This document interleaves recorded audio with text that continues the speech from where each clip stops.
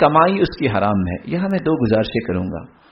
اگر تو کسی کو واقعتاً پتہ ہے کہ یہ حرام کھاتا ہے پھر تو یہ لفظ بولنا چاہیے، وگرنہ اللہ سے ڈرنا چاہیے، کسی پہ فتویٰ نہیں لگانا چاہیے. کیوں؟ دل کے حالات کو آپ نہیں جانتے. کیوں؟ آپ 24 گھنٹے اس کے ساتھ نہیں رہتے. ہو سکتا ہے آپ کے پاس شبہ ہو اور وہ حلالی کھاتا ہو. اس لیے حدیث کے الفاظ ہیں انی نہیت ان انقب قلوب الناس، مجھے منع کیا گیا ہے کہ میں لوگوں کے دل چیر کے دیکھوں. مسلمانوں کی نیتوں پہ حملہ نہیں کرنا چاہیے. ہاں اگر ایک شخص کا واقعی پتہ ہے کہ وہ غلط کار ہے اور حرام کھاتا ہے تو صحیح بخاری کی روایت ہے ایک چور کھانا لے کے آیا اور پتہ تھا یہ چور ہے. جو یہ کھانا آیا تو لینے والے کو پتہ چلا یہ چور، اس نے وہیں زمین پہ پھینک دیا، کھانا پسند ہی نہیں گیا. تو پھر انسان کو واقعتاً گریز کرنا چاہیے. حدیث کے الفاظ ہیں کہ لا یأکل طعامک الا تقی ولا تصاحب الا مؤمنا، تمہارا کھانا بھی متقی کھائے، کسی ایسے بندے کو کھانا نہ کھلاؤ. اور کیسے بندے کو؟ عبداللہ بن عمر رضی اللہ تعالیٰ عنہ نے دعوت کر دی. نافع کہتے ہیں ایک شخص آیا، کیونکہ حدیث کہتی ہے نا کہ المؤمن یأکل فی معی واحد، مومن کھانا کھاتا ہے تو اتنا ایک آنت بھرتا ہے.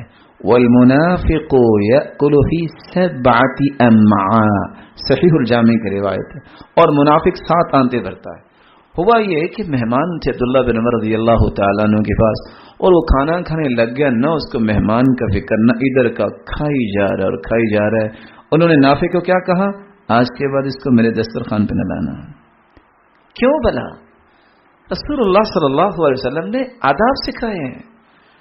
اس حد تک صحابہ اور سلف صالحین احتیاط کرتے تھے کہ ہمارا کھانا بھی کوئی غلط آدمی نہ کھائے. چہ جائے کہ انسان مومن ہو اور وہ حرام کا کھانا کھائے. ابو بکر صدیق رضی اللہ تعالیٰ عنہ کے پاس غلام کھانا لے کے آیا، کہا دعوت قبول کیجیے. آپ نے ایک لقمہ لیا اور غلام ان کے پاس ہی رہتا تھا، کوئی ایسا مسئلہ ہی نہیں تھا. لیکن پوچھا کھانا کہاں سے آیا؟ ابھی منہ میں ڈالا ہی تھا. کہا میں جب جاہلیت میں تھا تو میں کہانت کیا کرتا تھا، کاہن تھا، جادوگری. اس کی شرینی آج مجھے ملی ہے. کہتے استغفر اللہ. وہ لقمہ پھینکا، اپنے منہ میں انگلی ڈالی اور قے کرنے لگ گئے. اور قے نہیں ہو رہی. وہ کہتے رحمک اللہ رحمک اللہ.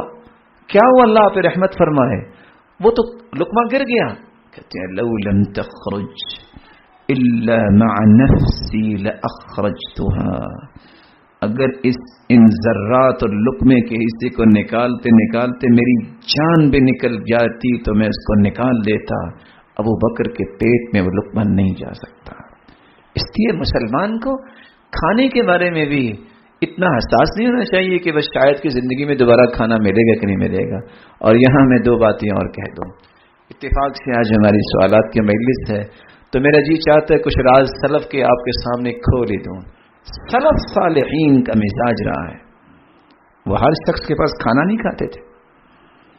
سلف کا مزاج رہا ہے، وہ کبھی بھی کھانے میں بے احتیاطی نہیں کرتے تھے، بلکہ حدیث کی روشنی میں وہ کیا کرتے؟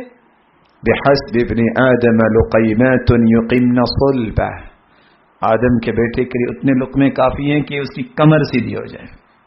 وَإِن كَانَ لَا مَحَالَةَ، اگر ضروری کھانا ہے کہ آج ایک پی سی میں دعوت آ گئی ہے، چلو اواری میں آج ایک ڈنر ہے اور فلیٹیز میں جی آج ایک لنچ رکھا گیا ہے، تو پھر بھی ضروری نہیں ہے کہ آپ 3 دن پہلے جو ہے بھوک ہڑتال کریں کہ بس لاہور جانا میں نے. بلکہ وہاں بھی اصول کیا ہے؟ فَثُلُثٌ لِطَعَامِي وَثُلُثٌ لِشَرَابِي وَثُلُثٌ لِنَفَسِي، پیٹ کا ایک حصہ کھانے کے لیے، ایک پینے کے لیے اور ایک سانس کے لیے. یہ کوئی دنائی نہیں ہے جو آج لوگ کہتے ہیں یہ 3 حصے کھانے سے تو بھرو نا، اور پانی دائیں بائیں آ ہی جائے گا، اور سانس کی کون سی بات ہے آئے نہ آئے. یہ مزاج درست نہیں ہے. البطن تذهب الفطن، جو انسان زیادہ کھاتا ہے وہ کنزن بن جاتا ہے. اس لیے جو کھانوں کا نشئی ہوتا ہے وہ کبھی کام نہیں کر سکتا. سلف کی روایات رہی ہیں کہ سلف ہمیشہ ان بارے میں احتیاطات کرتے تھے.